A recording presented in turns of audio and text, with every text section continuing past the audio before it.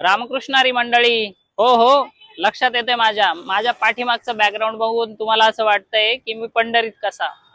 त्याचं झालं असे की वारी सोडून आम्ही थेट पंढरीत याच्यासाठी आलोय, कारण तुम्ही ज्यावेळी पंढरीत याल त्यावेळी तुम्हाला इथल्या अनेक गोष्टी माहीत असायला हव्या, आणि तेच दाखवण्यासाठी मी पंढरपूरला आलोय.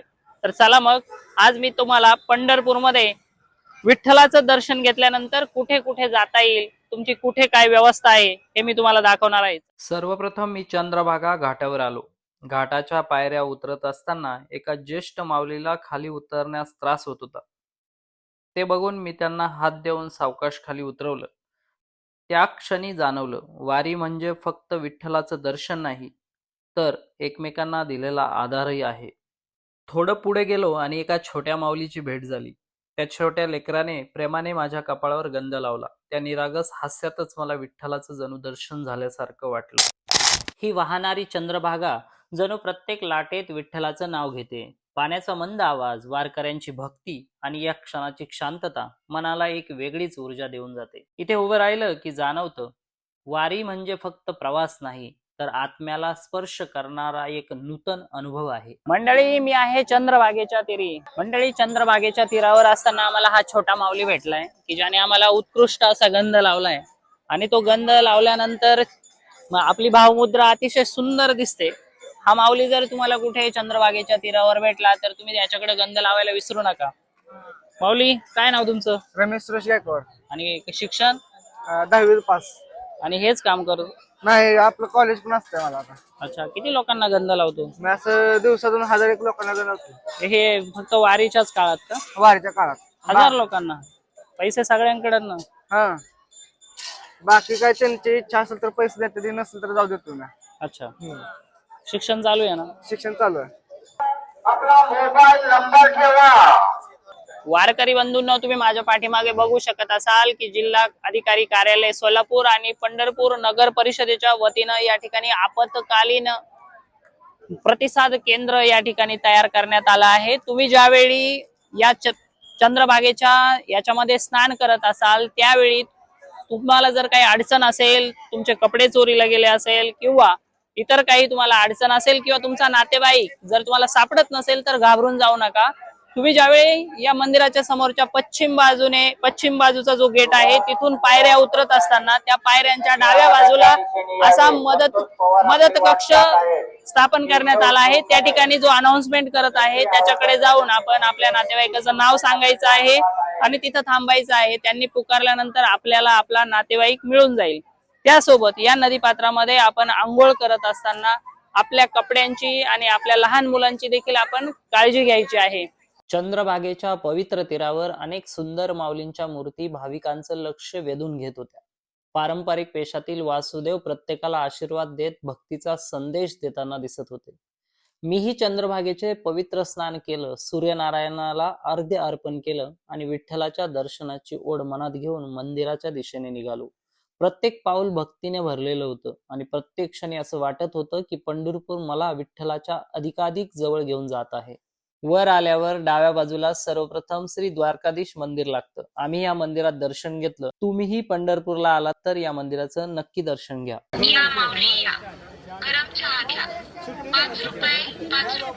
याच दुकाना शेजारी असणारं पाषाणातील सुंदर सोमेश्वर मंदिर पर्यटकांना भुरळ घालतं. आम्हालाही या मंदिराचं दर्शन घेतल्याशिवाय राहावलं नाही. आपणही कधी आलात तर या मंदिराचं दर्शन घ्या. आता मी श्री विठ्ठल मंदिराकडे निघालो. दोन्ही बाजूंना प्रसाद, विठ्ठल रुक्मिणीच्या सुंदर मूर्ती, धार्मिक फोटो, तुळशीच्या विविध प्रकारच्या माळा, पूजेचं साहित्य, तसेच लहान मुलांसाठी टाळ, मृदुंग आणि अनेक धार्मिक वस्तूंची दुकानं लक्ष वेधून घेत होती. थोड्याच अंतरावर संत तुकाराम चौक लागतो आणि त्यानंतर महाद्वार पोलीस चौकी. या संपूर्ण मार्गावर स्वच्छता कर्मचारी अहोरात्र सेवा बजावताना दिसतात. भक्ती, सेवा आणि शिस्त याचा सुंदर संगम अनुभवत मी आता विठुरायाच्या दर्शनाच्या आणखी जवळ पोहोचलो आहे. पुढे आल्यानंतर संत नामदेव पायरी आणि संत चोखामेळा महाराजांची समाधी लागते. आम्ही समाधीचं दर्शन घेतलं आणि विठ्ठलाच्या मुखदर्शनाच्या रांगेत लागलो. चंद्रभागेत स्नान केल्यानंतर मी सांगितल्याप्रमाणे तुम्ही पुढे आल्यानंतर अशा पद्धतीची दर्शन रांग, श्रींचं जे मुखदर्शन आहे, विठ्ठलाच्या मुखदर्शनासाठी अशा रांगेने तुम्हाला पुढे जावं लागतं. या ठिकाणी तुम्ही बघू शकतात उन्हाच्या दृष्टीने प्रशासनाच्या वतीनं डोक्यावरती सावलीची देखील व्यवस्था केली गेली आहे, जेणेकरून वारकरी हा पायी चालून येत असतो, त्याच्यामध्ये थकवा असतो आणि त्या दृष्टीने प्रशासनाच्या वतीनं या ठिकाणी तुम्ही बघू शकता की चांगल्या प्रकारची व्यवस्था केलेली आहे. तुम्ही इथून पुढे जाऊन माऊलींचं दर्शन घेऊ शकता.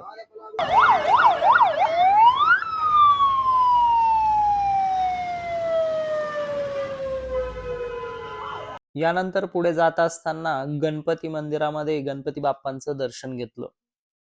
तेथून पुढे जात श्रीकृष्ण मंदिराच्या आवारात फुलं विक्रेत्यांच्या बाजूला असणाऱ्या श्रीकृष्ण मंदिरातही श्रीकृष्णांच्या मूर्तीचं दर्शन घेऊन आम्ही बाहेर पडलो.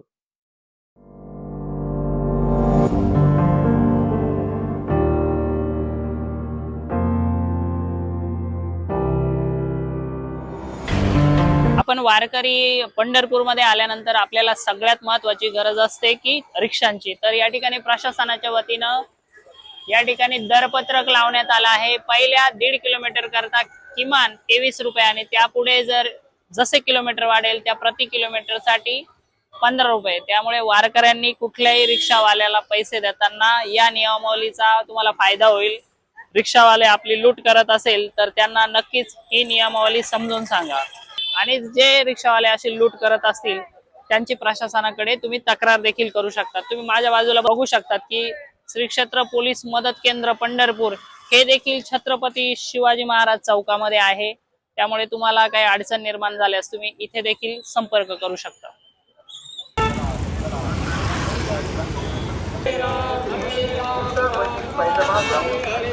चला मंडळी, आपलं दर्शन झालंय. आपण आता या रिक्षाच्या माध्यमातून पूर्ण पंढरपूर मध्ये तुम्ही वारी करून आल्यानंतर दर्शन घेतल्यानंतर कुठल्या कुठल्या देवी मंदिरांची देवांची दर्शन घेऊ शकता. ते आपण आता हे माऊली आहेत, हे माऊली आपल्याला पूर्ण पंढरपूर मधील महत्वाची ठिकाणं दाखवणार आहेत. चला आपण रिक्षाने जाणार आहोत. पांडुरंगाची वारी माऊली. इतक्या गर्दीतनं बाहेर काढणं म्हणजे अवघड आहे. अवघड आहे. आता उद्या 2 दिवसांनी आणखी गर्दी राहील. ही रिक्षा इथली सगळं बंदच होते. अच्छा, म्हणजे मंदिरापासून मंदिरापासून सगळ्या रिक्षा बंद. आज उद्या तेवढं चालेल, परत ना. आता आपण कुठे जाणार? आता आपण चाललोय विष्णुपद मंदिरापाशी. अच्छा, हे मंदिरापासून किती किलोमीटर? मंदिरापासून आहे बघा 1-1.5 किलोमीटर आहे. ठीक. त्या पुढे आहे गोपाळपूरचं मंदिर आहे, जनाबाईचा संसार. अच्छा, मग आपण आता पहिले इकडे जाऊ. विष्णुपद मंदिर. आता ज्यावेळी वारकरी येतील आषाढीला, हा. तुमच्या रिक्षा कुठे असतील त्यावेळी? आमची रिक्षा आता चंद्रभागा बस स्टँड ते तिकडून. अच्छा, मग त्यामुळे तिथून आता तुम्ही तिकडून बस स्टँड आणि वरचं भीमा बस स्टँड म्हणून आहे, तिकडून वाटते. तिकडून आज प्रवेश नाही येत, कारण का गर्दी तेवढी असते ना. हा. आपल्या माणसांना चालता येत नाही, तर रिक्षा कशी चालणार जावा.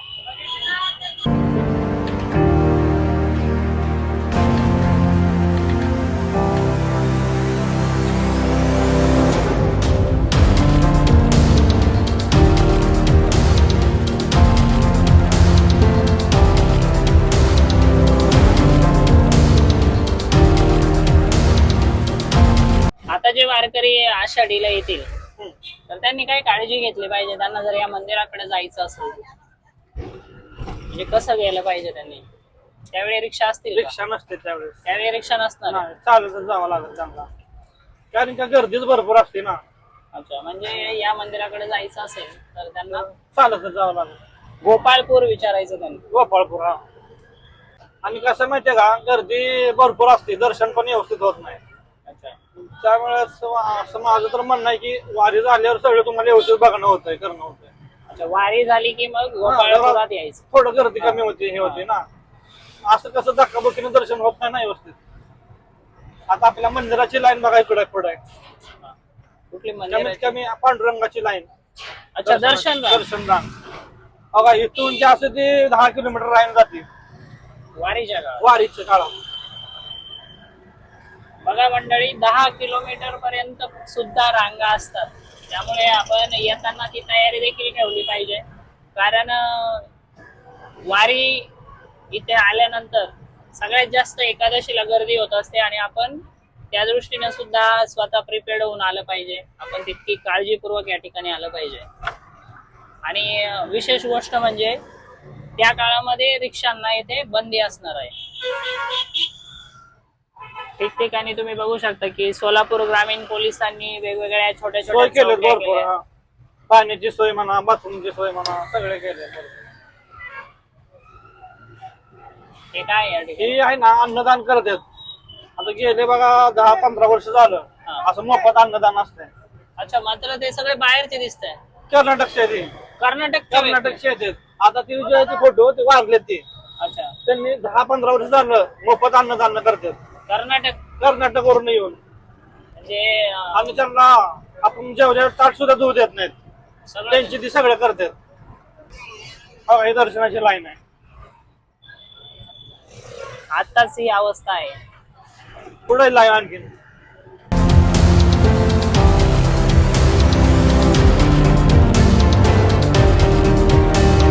जनाबाईचा संसार. जनाबाईचं तिथं फक्त काय करतात माहितीये का, पैसे मागतात तिथं. हा, म्हणजे जबरदस्तीने पैसे मागतात. आता माणूस इच्छानं देतोय 10-20 रुपये काय असेल ते. हा. पण तिथं असं नाही, एवढं द्या आणि तेवढं द्या करते ते. अच्छा, त्यामुळे आम्ही वारकऱ्यांना आम्ही जाताना सांगतो असं तिथं, तेव्हा इथं कोणाला 1 रुपया हे देऊ नका. हा. वाईट शब्द बोलतात करतात म्हणते. आतली लोक की बाहेर आपले मंदिरातले पैसे मागतात. पैसे मागतात जबरदस्त. नाही दिलं की मग वाईट बोलायचं, असं होणार तुझं, तसं होणार तुझं, असं म्हणणार. त्यामुळे आम्ही पहिल्यांदा सांगतो त्यांना कोणाला इथं 1 रुपया देऊ नका. हा, लांबनं दर्शन बऱ्यापैकी घ्या. प्रशासनाने पण वेगवेगळ्या ठिकाणी अशी प्रशासन बोर्ड- लक्ष म्हणजे प्रशासनचं काय माहितीये का, लय जरा तिथं ही झालेलं आहे, केसेस झालेले आहेत, पण काय एवढं हे नाही लक्ष देत.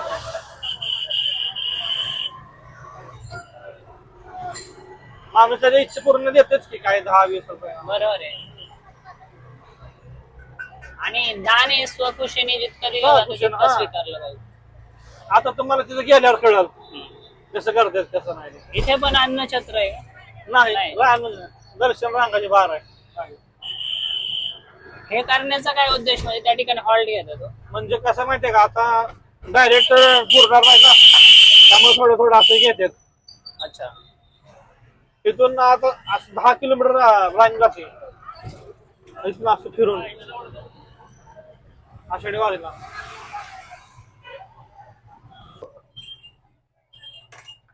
इथं विष्णुपदचं मंदिर आहे. चला या.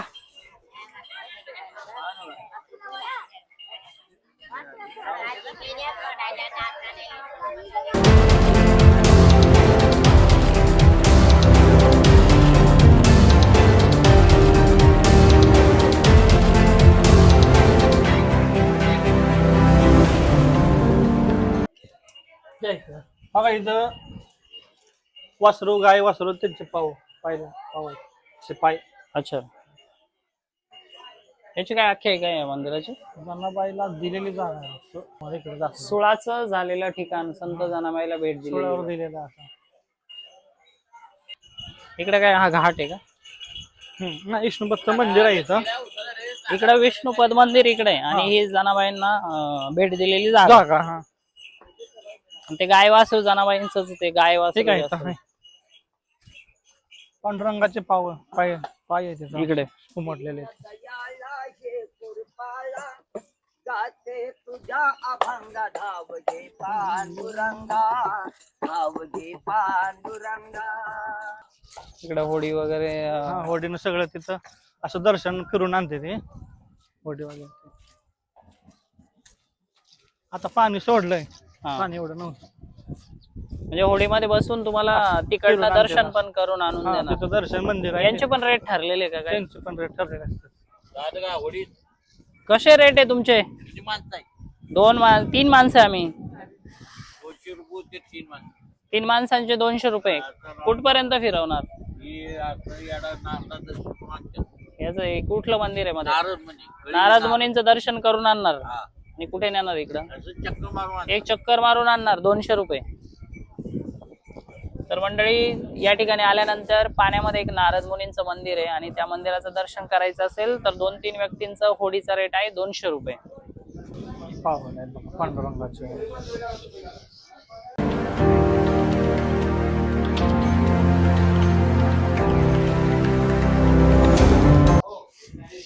मंडळी बघितलं तुम्ही, हे आहे विष्णुपद मंदिर.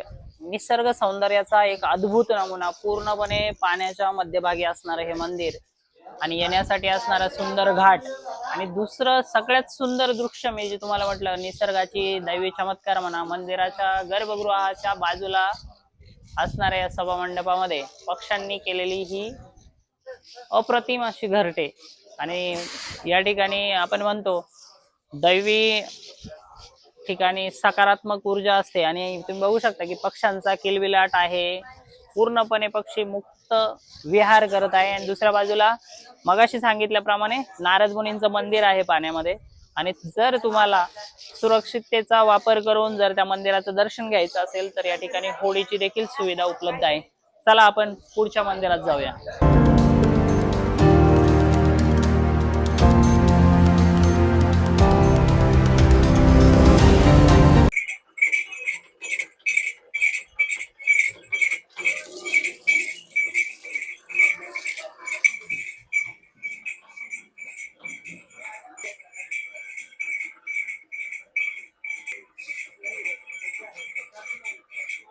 धन्यवाद.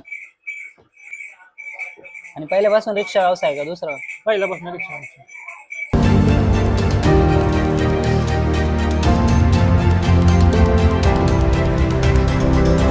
आता कुठे जाणार आपण? आता आपण गोपाळपूर गोपाळ जनाबाईचा संसार आहे तिथं. अच्छा, तिथं जाणार. हे जे समोर आहे काय? तीच आहे गोपाळपूरचं मंदिर विष्णू.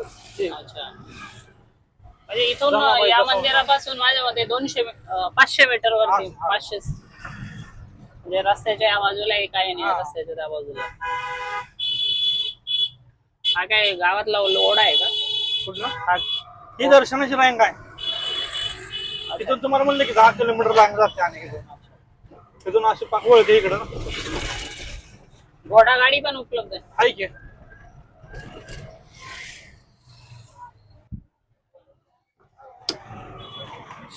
मोबाईल बंद कर. बंद कर, बंद कर.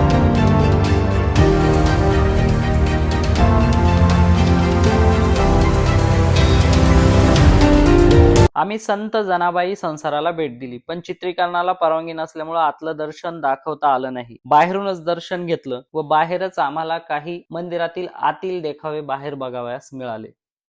हे जनाबाईचं जात आहे. तर जनाबाईनं आणि पांडुरंगाने दळलेलं ठिकाण आहे, ते वरती आहे. त्याची सगळी प्रतिकृती इथे केलेली आहे. ते मंदिरात सर्व आहे.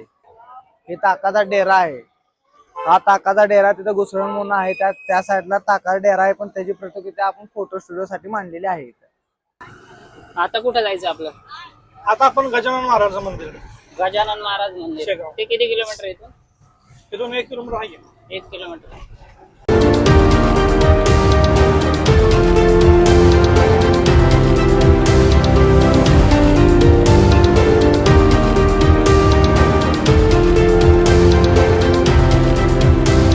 एखाद्या वेळेस जर का एखादी मुलगी रात्रीच्या निम्म्या रात्रीचं हा जर पुढे जात असेल तर आज केलं तर बिनधास्त बसावं गाडीमध्ये. हा, बरोबर. काय त्यांना हे होऊ नये, भीती वाटत नाही कशाची.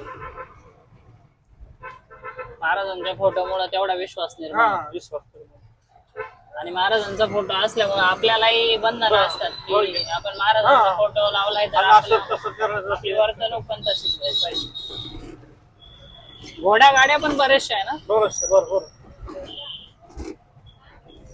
आपण हे ज्या एरियात चाललो त्या एरियाचं काय नाव? त्यात गजानन महाराज मठ आला समोर काही अच्छा, आपल्याला इथंच जायचं ना? पुढून पाणी हा पुतळा पुण्यश्लोक पहिल्या आयला. देऊळकरांचा.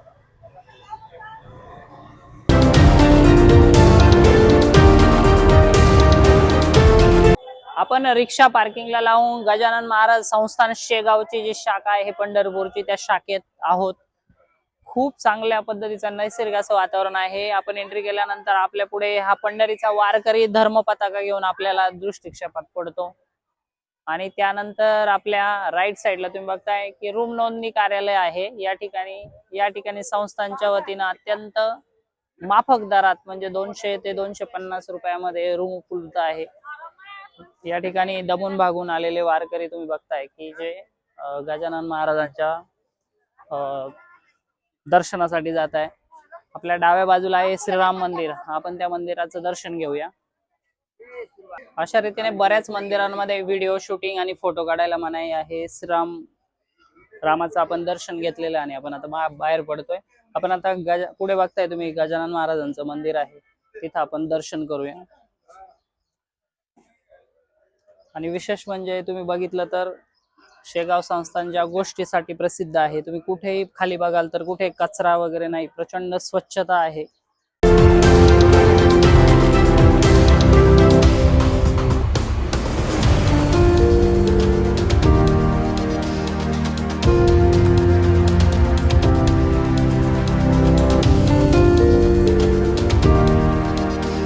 माऊली चला बसा. आता कुठं जायचं? पुढं आता 12 ज्योतिर्लिंग मंदिर आहे. 12 ज्योतिर्लिंग मंदिर. सगळे 12 ज्योतिर्लिंग एकाच मंदिरात. एकाच मंदिरात तनपुरे महाराज मठ. मंदिराचं काय नाव? त्या कैकाडी महाराज मठ नाही, मग? तनपुरे महाराज. तनपुरे महाराज मंदिर. तिथं सगळे 12 ज्योतिर्लिंग एकत्र आहे. इथून किती येते? इथून जवळ आहे, तरी 5 मिनिटाचा रोड आहे चालत जायचं म्हणलं तर. हा, आता वारकऱ्यांना बऱ्यापैकी चालत जावं लागणार आहे. त्यामुळं मला मंडळी तुम्हाला एक गोष्ट सांगायची. मी आता बऱ्यापैकी पंढरपूरमध्ये फिरतोय, तर बऱ्याचशा मंदिरांमध्ये फोटो काढणं अलाउड नाहीये. त्यामुळे तुम्ही पण ती काळजी घ्या, कारण आपण कधी कधी आनंदाच्या भरात कॅमेरा काढतो आणि समोरच्या जे विश्वस्त आहे किंवा तिथले सेवक आहे त्यांच्याकडनं अपमान केला जातो. त्यामुळे तुम्ही ही काळजी घ्या की ज्या ज्या ठिकाणी असा बोर्ड लिहिलेला आहे की जिथे फोटो व्हिडिओ अलाउड नाही, अशा ठिकाणी तुम्ही फोटो व्हिडिओ करण्याचा प्रयत्न करू नका. आम्ही आता आलो आहोत पंढरपूरमधील तनपुरे महाराज मठात. वारकरी संप्रदायातील एक महत्वाचं आध्यात्मिक केंद्र. येथे संत तनपुरे महाराजांची समाधी, 12 ज्योतिर्लिंगांच्या प्रतिकृती आणि 4 धामांचे दर्शन एकाच ठिकाणी घडते. पंढरपुरात आलात तर या मठाला नक्की भेट द्या.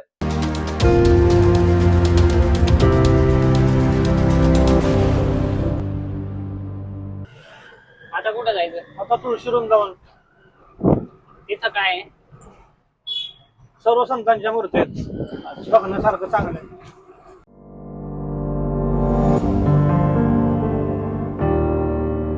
जर महाराष्ट्राच्या माध्यमातून आपण पंढरपूर मधल्या वेगवेगळ्या ठिकाणांना भेट दिली. आपण इथं आलो होतो की तुळशी वृंदावन आहे, सोलापूर वन विभाग याला चालवतो. विशेष म्हणजे वारीमध्ये इतकी मोठ्या प्रमाणात गर्दी असणार आहे आणि वन विभागाचं या ठिकाणी तिकीट काढण्यासाठी मशीनच उपलब्ध नाहीये.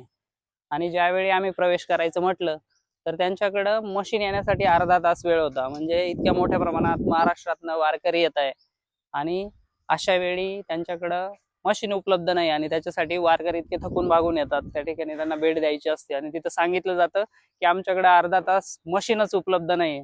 म्हणजे फक्त शासनाचा पैसा खर्च करून अशा पद्धतीचे वेगवेगळा पैसा खर्च करून अशा गोष्टी उभ्या करायच्या आणि त्या ठिकाणी असणारं मनुष्यबळ आणि त्या ठिकाणची सिस्टम ही अशा पद्धतीने काम करते.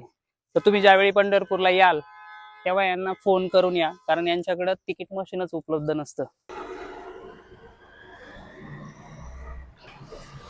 आता आपल्याला कुठं जायचं? आता आपल्याला कैकाडी महाराजांच्या मठाला. तो किती दूर आहे? तो इथून आहे की 1-1.5 किलोमीटर आहे. 1-1.5 किलोमीटर. आम्ही पंढरपूरच्या कैकाडी महाराज मठात आहोत. येथे रामायण, महाभारत आणि संत परंपरेचे सुंदर देखावे पाहायला मिळतात. भाविकांसाठी निवासाची सोय या ठिकाणी उपलब्ध आहे. नक्की भेट द्या.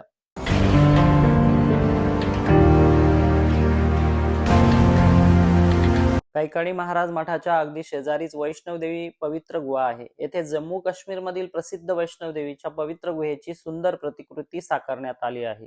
गुहेतून चालत जाताना भक्तिमय वातावरणाचा अनोखा अनुभव मिळतो. तुम्ही कैकाडी महाराज मठाला भेट देत असाल तर या पवित्र गुहेला नक्की भेट द्या.